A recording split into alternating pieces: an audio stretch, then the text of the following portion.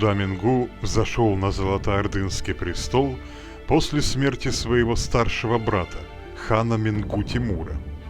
Многие среди знати были недовольны его воцарением.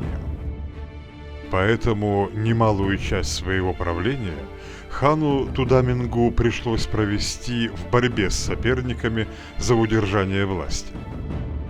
Хан пытался усилить контроль над княжествами Руси, однако это вызвало недовольство его высших сановников, которые привыкли распоряжаться там без ханского надзора. В международной политике Тудамингу делал ставку на развитие отношений со странами Ближнего Востока, прежде всего с султанами Мамлюкского Египта.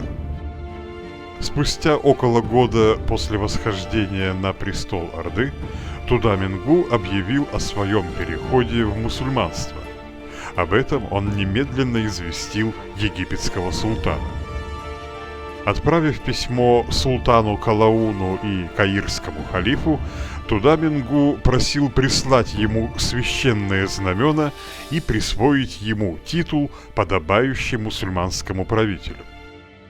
Однако прочных контактов с Египтом он установить не успел, поскольку Тудамингу недолго продержался у власти и вскоре был смещен с Золотоордынского трона. Недруги Тудамингу заставили его отречься от престола под тем предлогом, что хан якобы потерял рассудок от набожности и вместо государственных дел тратит время на шейхов и факиров. Сверженный Тудамингу был помещен под домашний арест, а через 2 года скончался при невыясненных обстоятельствах. Подозревали, что он был убит по тайному приказу нового хана.